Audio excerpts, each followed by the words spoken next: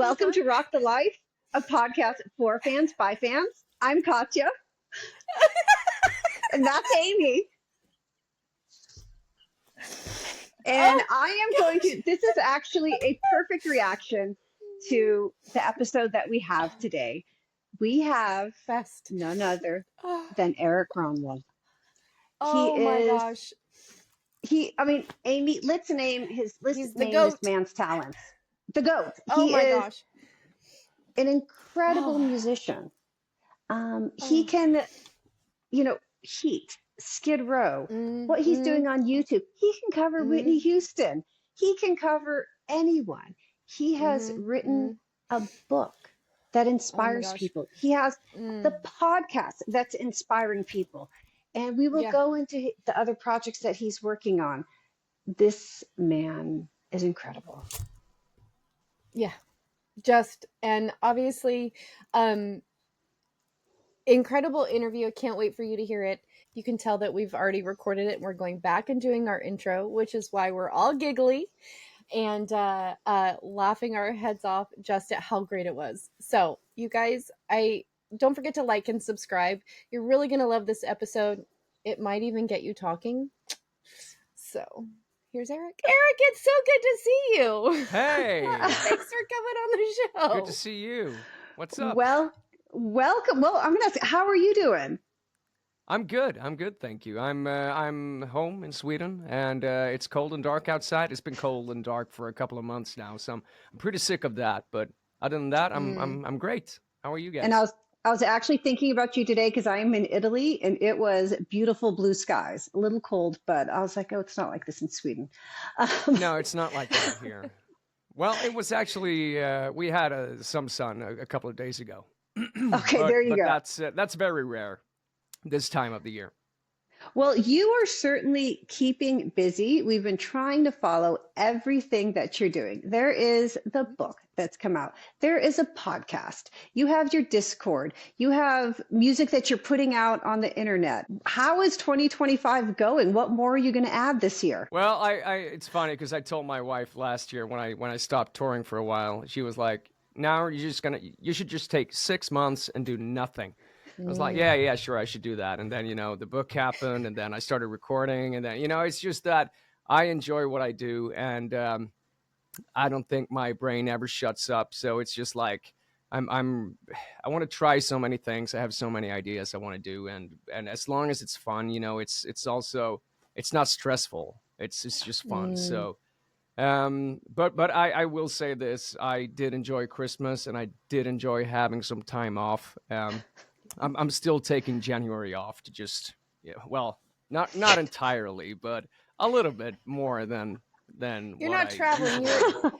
You're at home, is what you're saying. That's what I'm saying. I'm not traveling. I'm working from home. That's my way of having I don't know. That's my time vacation, off. I guess. That's we're loving all of it. It's all been fantastic. So I'm going to pull you back first. We're going to talk a little bit about your early career. Tell us what inspired you to be a musician. Was there a moment in time or a song you heard that? Yeah, I talk about it. I actually have the book right here. Okay. I talk about it in my book. Which is really hard for us to get still. Just saying. Oh, really? Yeah. It's I know it's just available in my store, but and I know shipping is crazy. So, working on a better solution. Don't have one yet, but hopefully we'll have one. We're super excited. So, my dad was a musician. He played in a band in Sweden and toured in the 70s. So I got a lot of music from him. Growing up, I listened a lot to what he was listening to and what he was playing to. He played the guitar. And I remember waking up to like Patsy Cline and Procol Harum, A Wider Shade of Pale. Elvis was was my biggest idol. CCR, that kind of music. And that's the first time I picked up the guitar. I asked Dad to, I think it was Elvis Blue Suede Shoes. And I was like, can you teach me how to play that? And he was like, you have 3 chords here. It's A, D, E. And once you know these 3 chords, you can play thousands of songs. And I was like, how is that even possible? And then I discovered the magic of playing the guitar. and you know, Chuck Berry and stuff like that, Little Richard. That was my kind of music. So that's where it started. And I wanted to become a guitarist until high school, basically. That's when I started singing for real. And then it just took off Wow. as a singer. So Yeah, well, yeah, well, it was like 15, 20. I still feel like, you know, I don't feel like I'm ever done. You know, it's always a work in progress. But I've been singing for 15 or 20 years now. Yeah. yeah, it's What been was that reaction like when did you realize that you could sing? Like like you really? do, like you do. Yeah. Yeah. I think the first time was when I did "We Will Rock You," a musical we did in high school, and I had no idea what a musical was. Mm. But my teacher, my math teacher, called me and he was like, "We're gonna do," because they had this thing where they did a musical every year. Mm-hmm. And he called me up and he was like, "We're gonna do We Will Rock You, but we can't do We Will Rock You without Erik Grönwall playing Galileo, so the Oh. main character." And I was like, "Okay, well, what do you want me to do?" "Yeah, well, you know, just sing some Queen songs." And I was like, "Okay, Queen, I like Queen. I can try that." And then what I didn't know was that it came with acting, it came with dancing. So that was like, "Oh, I gotta act. Okay, I gotta dance. Okay, I can't do that." But I did, and that's when I decided. After that, I also had my first metal band at the time. And I was singing in a band before that as well, but it was like I was the only one who could do it basically. So I just, you know, I wasn't any good really. Um, and then after the musical, I was like, okay, maybe this is something for me. And then I just started doing a lot of karaoke nights and started working on Excellent. like singing songs and trying to emulate singers that I really liked, and I tried to sound like those singers. So And, that's how I taught myself how to sing basically. and you're still doing that today as we're Yeah, watching the I'm still, amazing yeah, I guess covers I you're am. doing. Yeah, I mean, the great thing about the YouTube channel, it actually started with me. It was when I was sick, Mm-hmm. and when in between the treatments, I was just trying to find a way to record music or release music because I knew I had to get back to singing. And I started the YouTube channel. I got a lot of help from my buddy Jonah, who's also playing piano and producing everything for the channel. And so I have my studio here at home, and I just started releasing songs on YouTube, songs I love. And I thought, okay, this is fun. This is a way for me to heal, you know, doing something Yeah. I love. And if you look at the first video, I got no hair. It's like Mm-hmm. really in between the chemo. And then it just kind of blew up, and I just started. I kept releasing videos and covers and just singing songs I love to sing, and it's really so much fun and it's so much freedom. And now it's kind of like, you know, it's what I It's do. So It's its own I thing. turned into a YouTuber. I have no idea how that happened, but here I am.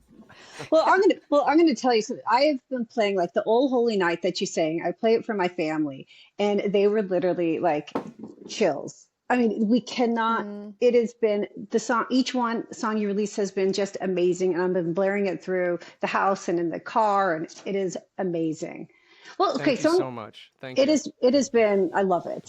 So I'm going to ask you about traditionally, like now you have YouTube, you have Discord. How has that changed how you connect with fans in your music?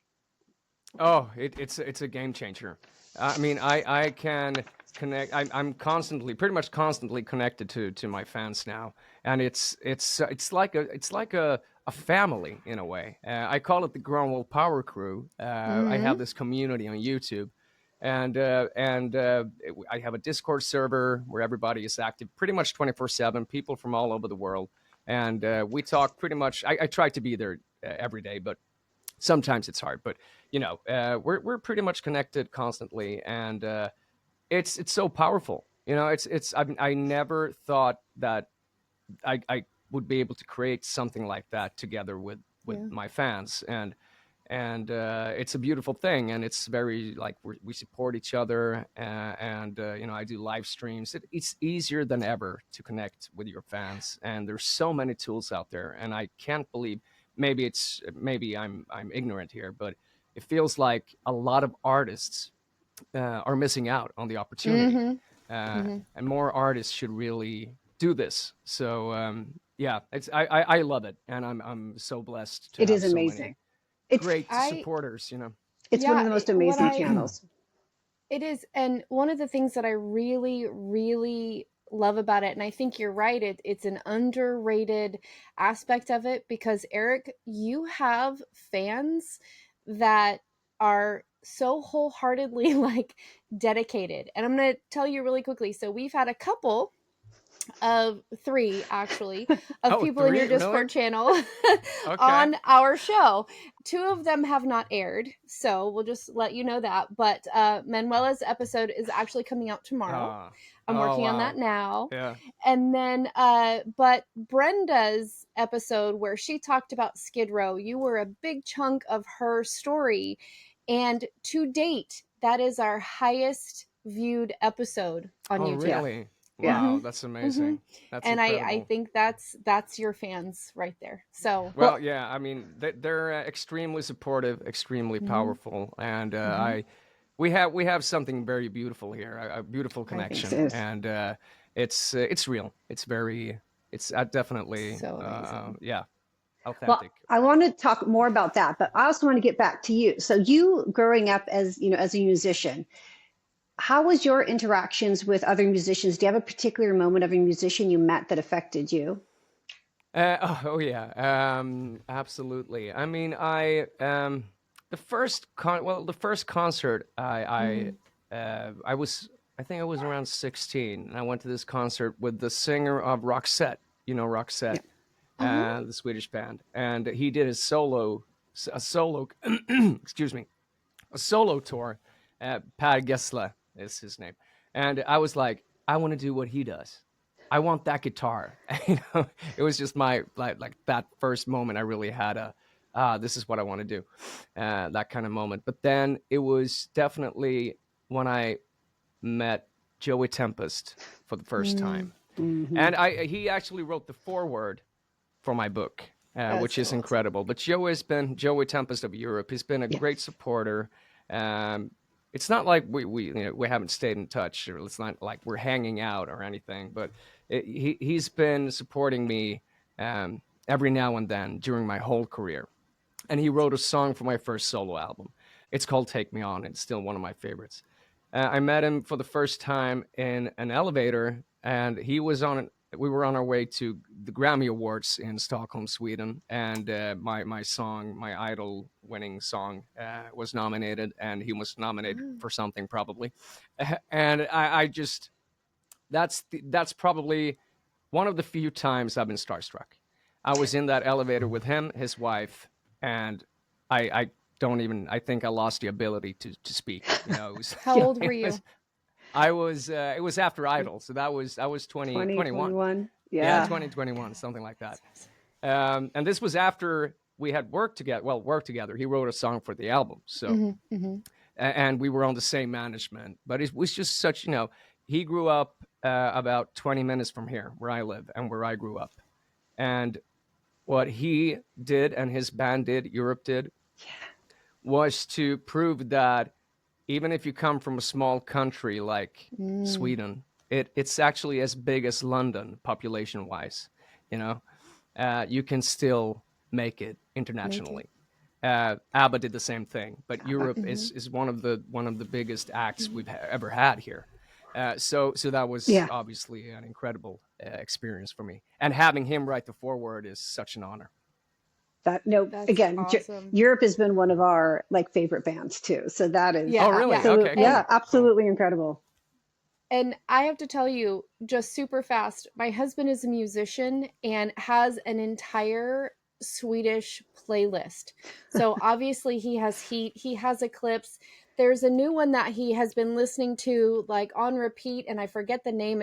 I think it's something Sundays, maybe.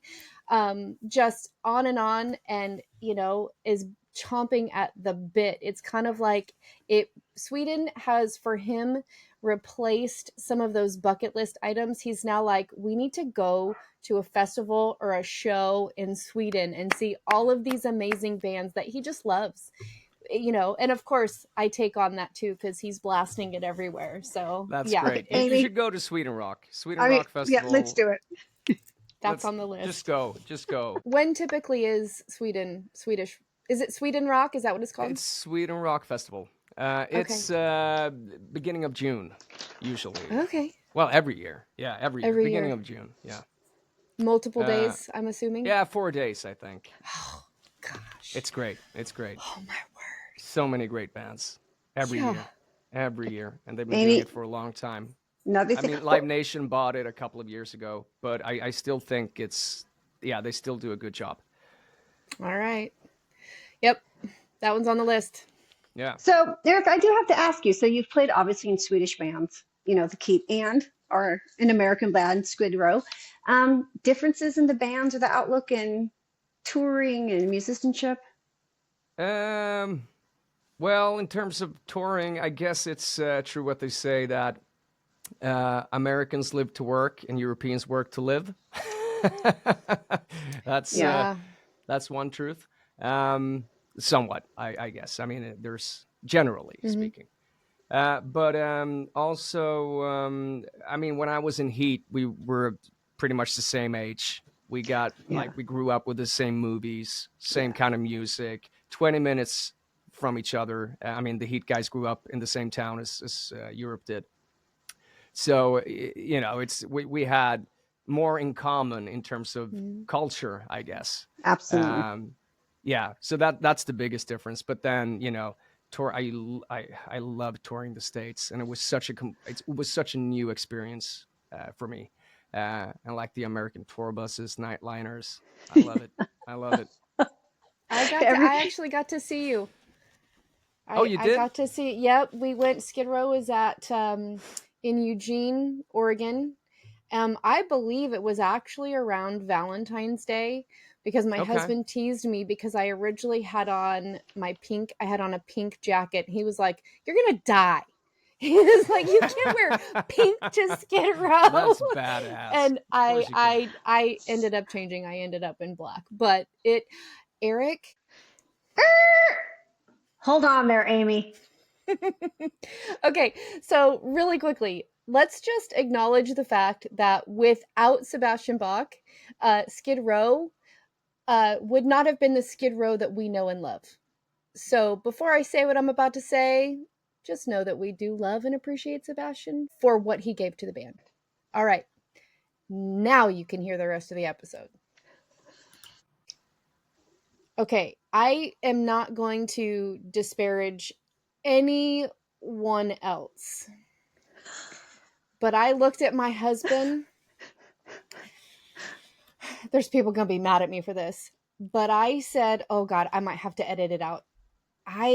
Erik, your energy, your voice, your commitment to the songs, I walked away. It's like sacrilege. And I said, no, Sebastian, who? Oh my God. Yeah, I think you have to edit that out. Yeah, I probably will. Yeah. But for you personally, you have to know. Like, I was in awe. And I have seen so many shows that it is not a normal thing for me to just be in awe of I kept looking, like my husband likes to get the great sound mix and I'm a front row girl. So he was behind me like the whole time. And I just kept looking back at him going, what is this? Like, oh my gosh, that was actually, I did not connect. He knew. Actually, maybe he told me on the way up to the show because it was an hour away. He was like, well, this is the guy who sings the Heat albums that you love so much, and I think, and I specifically have a favorite, but he was Which like, one this is it? Oh gosh, it's the one, you're going to ask me the name, but it's the one with the golden label. I actually quoted it wrong. I said the name wrong. And so now I don't want to screw it up, but it's got the golden label and it's in a circle and it has Heat across the middle of it. And my husband possesses. Yeah. That's my favorite too. Okay. That's What's it the last called? one I did. Heat 2. I don't know why Okay, we called it 2. you're It was exactly like right. the 5th album we did, but whatever. But Okay, it's my keep favorite. going. And yeah, I knew I was gonna give you something that wasn't Heat 2, but I just know the album label. Like that's how I find the songs, is like it's Yeah, that one. yeah. But he was telling me this, and I was like, "What?" And because I didn't know who to expect to be singing, and we'd had the album, but I just didn't. He was listening to it, and I would go about all my things, and he goes, "Yeah, it's Erik Grönwall," and I was like, "What?" And so I go up and we watch the show, and I was floored. I walked away from that show with so much energy and so much excitement and just going, holy cow, who is this? And then, of course, got on social and it was like follow, follow, follow, follow, follow, follow, follow. Well, that makes me a very happy singer. Well, Thank you Amy, for saying that. being sacrilegious too, we also said at the time when like it was like questionable if John Bon Jovi was going to be able to sing, and we're like, ooh, we know someone who might be able to step. We're just Well, gonna, thank you. and then you know what else she said? Okay, we're just on the sacrilege thing. I left it in Manuela's episode, and she even, because of how well you did Dream On, and Katya was like, well, if Aerosmith wanted to go on tour. I can't do that. Yes, Too you much That's can. respect for Steven I Tyler. told her it was controversial. I was like, Steven Tyler. No. There are a few singers you don't try to replace. Well, actually, Sebastian Bach might be one of them. That was, but you but did it. So I did. I had to do it anyway because I owed it to myself. But yeah, You knocked it out of the park. you know what I'm saying, right? I do. No, I do. Yeah. But thank you very much. Well, Eric, Anyway. I'm gonna go back to some of your YouTube and Discord, or your whole fan base, because I'm fascinated with the community that you've built. So while you were going through some of your health struggles, were there any moments like, did your fans help you at all, or? Oh yeah. You mentioned Manuela, and she sent a video. Oh God, she sent a video when I don't remember exactly when it was because everything was just so chaotic at the time. But I got a video with fans from all over the world wishing me all the best and like holding up signs with like Gronwall power and stuff like that. And you got this, and we're thinking of you. And I just started crying like 3 seconds in. It was so emotional. And it was such a beautiful thing for her to do. And yeah, so I forgot the question. Sorry. What No, was the that's it. question? No, that's it. Because I think there's Yeah. so much that you can see in your community, how you reaching out to the fans helps them in their life. And I think you see some of the struggles people are going through. And that's beautiful to hear that they're also helping Well, you.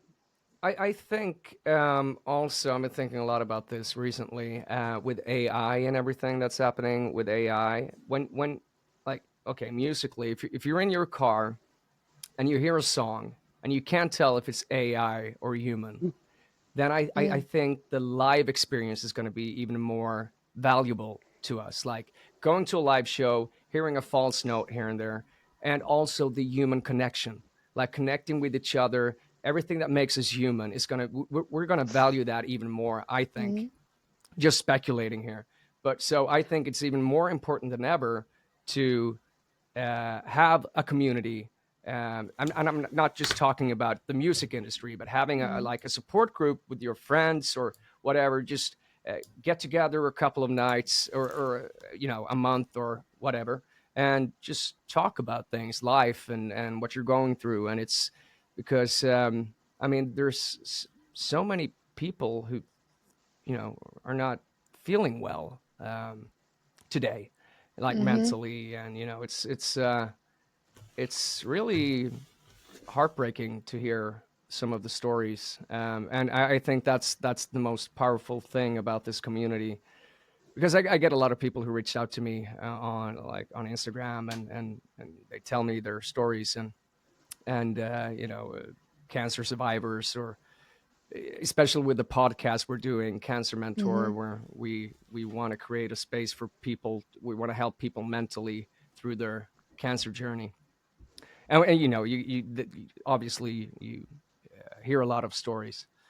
So I think it's more important than ever. That's what I'm trying to say here, to have like that kind of community. And it's something that I find extremely valuable myself. I mean, my fans are helping me as well. Like when I'm having a bad day, I go on Discord and I see a bunch of stupid memes or something.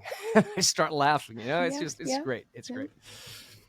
I feel So- like in this day and age, we No, go ahead. are more connected, but without the engagement, we're more isolated than we've ever been, because you have a community of engagement where people are active and talking and connecting. And one of the things that Manuela said was, she got to meet fans from all over the world at the book signing or the book release and the 100,000 subscribers and all of that. And she said it was like nothing that she'd experienced, and it was amazing. And I credit you for that, because that's a lifeline for people. It is.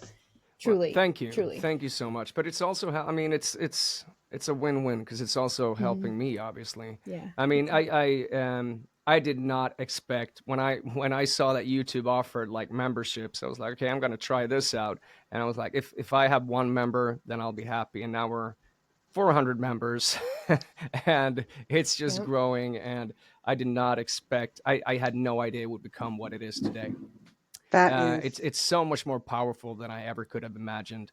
And the 100K party where so for people who don't know, I did the book release and celebrated 100K subscribers on YouTube, and I invited all the GPC members, the members on YouTube, to come to the party if they wanted to.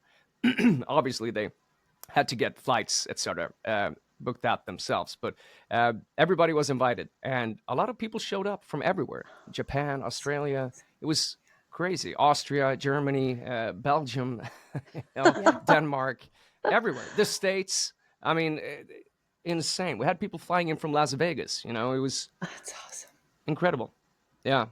So it was a special night for sure. It sounded like it. It sounded absolutely amazing. Well, because Amy and I talk about, like, for us growing up, meeting our favorite musicians, it was showing up at a concert, trying to meet them. Very, very different than what it is today. So creating this great community is it's wonderful. Well, okay, I also want to ask you just a few more questions, but one of them is, can you tell us more about your podcast? Because for us, we're not Swedish speakers, so it is all in Swedish, but it looks amazing.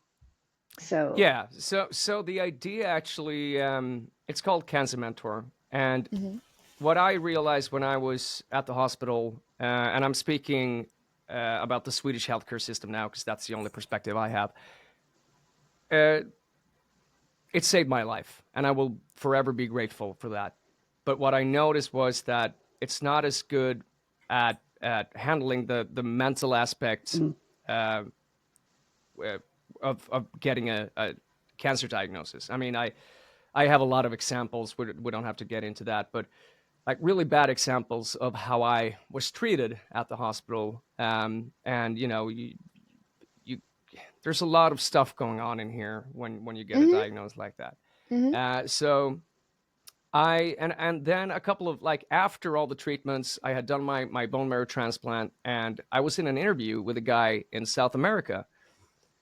And before we started, he was like, okay, I just have to tell you, I had the exact same disease that you had, but 15 years ago. And it was like I knew the guy 3 seconds in. It was, I get goosebumps now talking about it. We had this connection.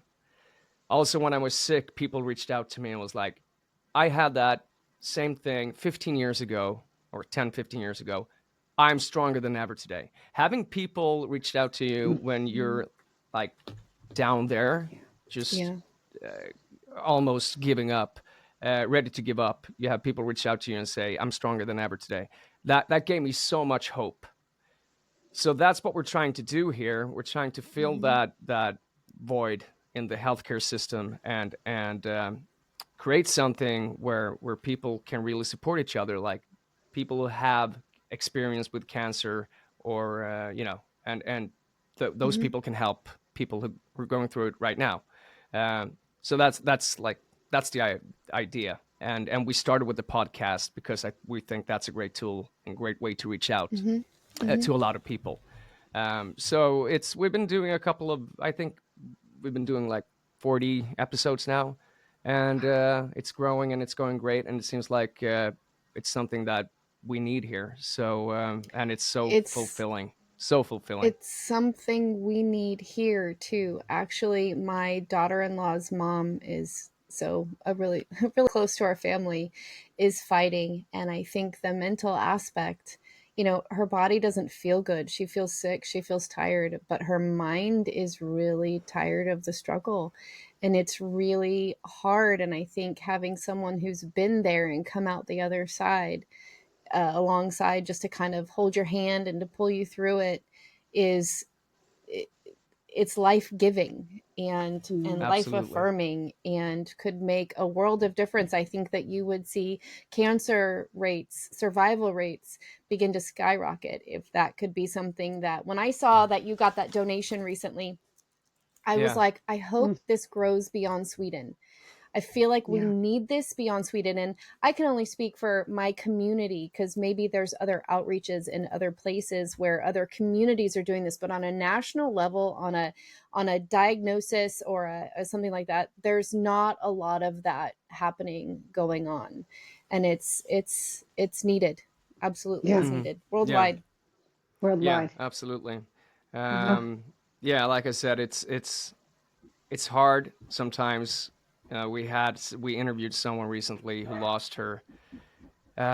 She lost her son to Mm. cancer when he was, I think he was 8, 8 or yeah, something like that. And it was just one of the hardest, but also most inspiring conversations I've ever had. She was so inspiring and she was so strong, and she said in that episode, "I am happier today than I've ever been." wow. And and I mean, going through all that she's been through, and then 15 years later, I mean, she was at a point, at a certain point in her life, she was like, "I don't want to live." So she went Mhm. from "I don't want to live" to "I am happier today than I've ever been." And if that isn't powerful, and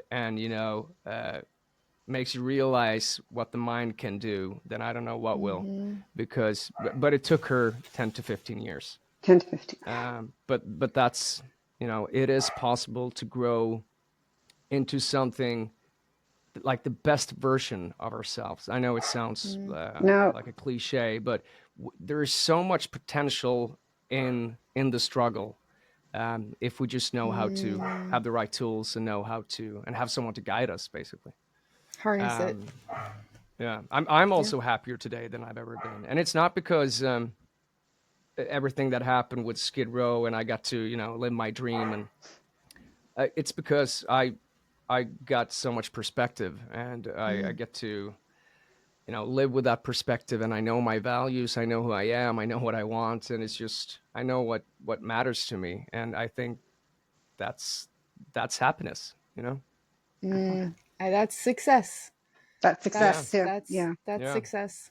Yeah, that's excellent. And I think when you're in the middle of everyday life and the grind of it all sometimes, and again coming from an American perspective where it is very true what you said, is like Americans kind of live to work instead of work to Live to live. work You to get live. caught Yeah. up in that and you lose that perspective. And I cannot wait to get my hands on your book Hmm. because I'm really looking forward to reading through all of that and the transformation that took But you know place what? Yeah. within Let you in let me regards to just that. Yeah. let me just send you a book. So email me your address and I'll send you a book. Of course, you should have a book. Oh, oh, Eric, thank you. We're gonna You okay, we're also gonna want one put in it. Italy, right? You need one Yeah. in Italy as well. Yeah, yeah. I'll Well, just send you the book, of oh course. my goodness. We'll do a Yeah, book club So episode of it excited. because we've been Yeah, scouring for it. That is no, yeah, thank you. I yeah. appreciate it. Mm-hmm. This of is So course, of much. course. Yeah, I hope I'm not stepping on any toes here when I mentioned live to work, work to live. But No, it's it's true. yeah, it's to some extent it is true. Mm-hmm. Mm-hmm. I've noticed, and but I have a lot of respect for that, obviously. Like like I have a lot of respect for the States and everything, like touring there and everything you've built and everything you do. But yeah, there's definitely some truth to that. I think Europe. Yeah, I mean, no, it just is. look at vacation and everything with like Europeans, and we have longer vacations, I think. By like probably 4 times as much. Yes. Yeah. Exactly. I mean, if you want to get into it that way, your maternal care, you know, your Maternity leave. maternity leave Maternity is Yeah. No. blows my mind. Yeah. You know, all of that, and it's large. It's in a quite a few countries different than the United States, and it's a cultural, you know, thing, and It is. should change. Yeah, it's definitely a No, cultural thing. we're working on it. Well, Erik, I do want to ask you, what do we have going for 2025? Where can people find you? I mean, I think the answer is everywhere, but yeah. Well, so I'm done writing books. I'm not going to write any more books. Was that torture? For now. Yeah, that was torture for sure. I read this book like 15 times. I'm not going to read it again ever, but you should. But yeah, I'm going to release more music on YouTube. I'm going to keep doing just, old classics, songs I love. And I'm also going to release original music on YouTube. So I'm going to start. I was like, I've been writing music for a long time now, and I've been trying to figure out the best strategy for releasing it. And I think the best strategy is just to put it on YouTube, because that's where the audience is, and then I'll put it on all platforms as well. So I'm going to release my first song in April, and then I'm also going to do. I'm heading on tour with Michael Schenker in April. Excellent. It's a big month for you. Yeah, that's a big month. Yeah, and then we're doing a couple of festivals this summer as well. But that's pretty much it. That's still a lot, and the podcast. Yeah, and the podcast. Yeah. And I have to come up with something else to do as well. So I'll figure it out. Well, I saw your challenge of, is it going to be one song a month on YouTube, one original, and maybe one cover a month? Yeah, and more live streams. And more live streams. Yep. I can't wait. It's going to be. Well, and also you mentioned something the other day of like Eurovision came out of your mouth. And I know your previous band had competed at Eurovision. When was that? Somebody's on your Discord channel. When did I talk about that? You were just like mentioning. Are you a GPC member? I just joined. Oh, really? Yeah. Oh, really? I was so inspired by Manuela and Brenda that I told Amy, I was like, I have to do this. I need a little. So I was watching. I had no idea. Well, no, I just joined, so I'm very new to it. But you were talking, and I was just like, I was kind of cracking up, and I was like, Sweden has some great Eurovision like entries that they've had over the years. Maybe Erik should represent Sweden. Oh yeah. Now I know what. Yeah, I was doing a show this weekend for a company, so it wasn't a public event. But that show, the production was bigger than that Eurovision thing we do here in Sweden. It was, I've never seen anything like it. It was insane. Wow. But yeah, that's how Eurovision came up. Yeah, maybe. I'm not really sure. I want to have the right song. Yeah. Okay, that's it. If I should do it. I love Eurovision. When we were talking before you got on, she thought it was so funny. She's like, I just got to tease him. I got to tease him about it. I just got to bring it up. I was like, I'd love to see it. Oh yeah, because you're in Italy, so I guess I'm in Italy. You watch that a lot. Yes. Yeah. How long have you been in Italy? Only a year and a half, but I've been living in Europe since about 2009. Okay. So I've been overseas a lot. So when Eurovision time comes, some years definitely bigger than others. Everyone goes crazy, and yeah, it's a lot of fun. Sweden always win. That's what I was like, one of my favorites. Not really. But there's some really been great. There's some Not so really. yeah. Yeah. Oh well. Yeah, but we have a lot of great songwriters here, and it's really big here. It's like the biggest thing for all the artists. I gotta get on Eurovision.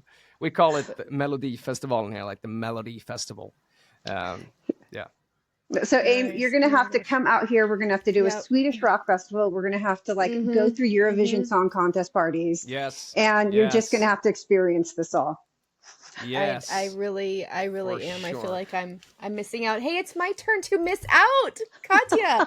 Usually we're doing stuff from the States, and I've been, like, last year I was at all the shows, and she was like, I haven't been to any shows. Yeah, that sounds So- like Yeah, I'm missing out. But they do a couple of rock shows in Italy, right? Oh, Maybe there's a doesn't have to ton. be rock No, shows. But... there's a ton. I just didn't book all my tickets well enough in advance. No, Yeah, okay. Rome has some amazing festivals. I just have to get back into it this year. I've been telling Amy that, like, this is the year I'm just gonna, like, start finding the music that I love and going to it and jumping right back into it. So That's so great. I'm ready. I'm ready. Yeah, you should. So yep, Yeah. got your Discord, so that's fun. Yeah. Well, Amy, you should join. I know. I'm gonna have to now. I'm all left Yeah, out. right? Yeah. Yeah, but she is right though, between talking, and we've also spoken with Dana, and her episode is going to air. Dana. Yeah. Oh, okay. Yeah. Right. Her episode is going to air shortly after yours, I believe. She asked us to hold it because she's looking for some pictures. Hers was also a Skid Row related story, but from when she was a kid, so Erik. It's all intertwined, and so it's crazy. Well, and actually, what Amy and I have also found from doing our little podcast here is that we are making connections with the community too that we felt we'd been missing for the last few decades from our lives. So just having this whole digital world to connect to has been so much fun, and meeting the people that we've been talking to and going out with them. It's it's been really great. That's great. Yeah, awesome. That's how it should be. Yeah. It's been and we've been getting messages. We've had a couple of messages come through that are kind of like, when we first started our podcast, Katya and I were it's a mentally related thing where we were just kind of stuck in not feeling a lot of joy. And we started talking again and reliving a lot of our experiences from when we were younger, all involving music and meeting our favorite rock stars and all of that. And we just started to come alive again. We were like, reliving this has really brought a spark back into the everyday things that we're doing. And then, just in talking with her, I said, we should start a podcast because we can't be the only ones who feel this way. And it turns out we're not. And now amazing. We're getting connections with all these people. I had a really good message from somebody who said, I need to do what I need to do to find my spark. You guys have taken your passion and you're doing what you need to do to experience it. And she said that she needed to, because she could see us doing it, it inspired her to do that for herself. Yeah, and that was amazing. The greatest win. That's the greatest win. Yeah, right. It is. It feels pretty, like you're doing well. What's the saying? You're doing well by doing good. I think that's the saying. Yeah. No, it's you're helping yourself first. I always like when I like the when you're flying, the analogy of like put on your own oxygen mask first before helping others. Yeah. And that's what you did. You helped yourself first, and then you can make the world a better place. Yeah. It has to start with you. Yeah. And it's what a difference a year has made for us. And Erik, looking at you and your fans, like, amazing what a difference you've made. It has been I hope others follow your lead. We're making a difference together. I mean, it could just be me with a Discord server sitting there by myself, but it wouldn't be what it is without everybody in there and with all the incredible fans and supporters. So we're building this together, and I think that's the most incredible part. Yeah. No, it truly is. They're amazing. So I'm going to say it again because I already said it once, but I might have to edit that part out. So Erik, there's a lot of things in life that you're thankful for, right? But especially songs when you hear Dream On the way that you did it, and Oh Holy Night, and you did Mary Did You Know? I know that was a collab, but that was beautiful. And in fact, it was so funny because I heard Oh Holy Night and I thought, oh, I need to hear Erik sing Mary Did You Know? And I am so thankful for your God-given talent. I am just, and we might believe different things, and I hope I didn't step on toes, but I am so thankful for your gift and that you are here to share it and that you're faithful with that. And I think that part of the reason you do it is just like you said, you need to do it for you, but we all benefit from it. And I just, you know, I don't mean to gush or whatever, but your talent is phenomenal. Thank you so much, Amy. You didn't mention the pizza song. Oh, that's incredible. That's the best song ever. It is the best song. It is. No, not to take away from. But where's my Grammy? Knights and Dragons was. Where's my Grammy? Yeah, right. Yeah. Well, that's a fun concept. I actually have a song ready that I'm going to release end of this month. But awesome. I knew Wheel of Fortune song. But thank you so much, Amy. That means a lot to me. Yeah, like you said, I'm doing this. Of course, I'm doing it for myself. I started singing because I love doing it, and you know, I wouldn't do it if I didn't love it. If I didn't enjoy waking up every day singing, you know, I would do something else. But it makes it's more fun, and it makes it so more valuable and fulfilling to have people like it, obviously, and I'm very grateful for that. Yeah, I'm just gonna keep doing it for as long as I can, for as long as I live, for as long as I have a voice, and then we'll see what happens after that. No,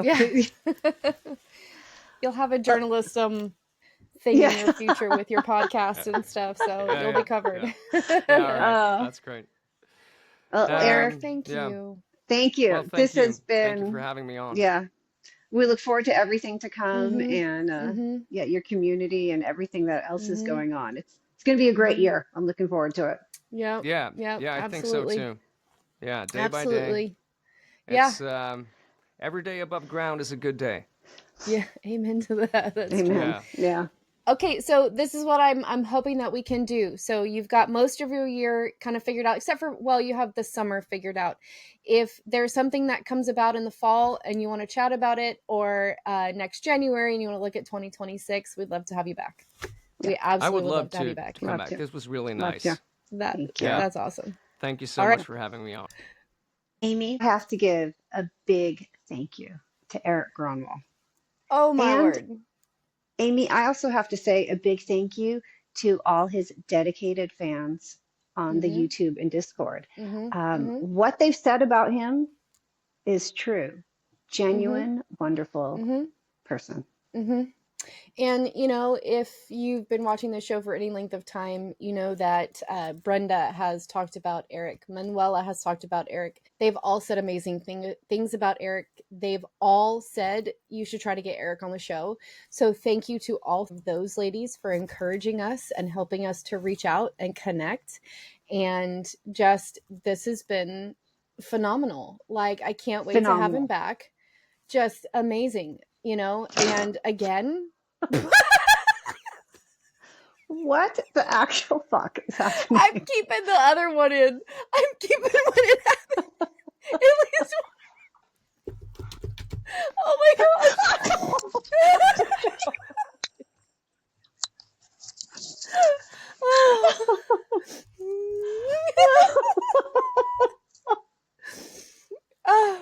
We have so much fun on this show.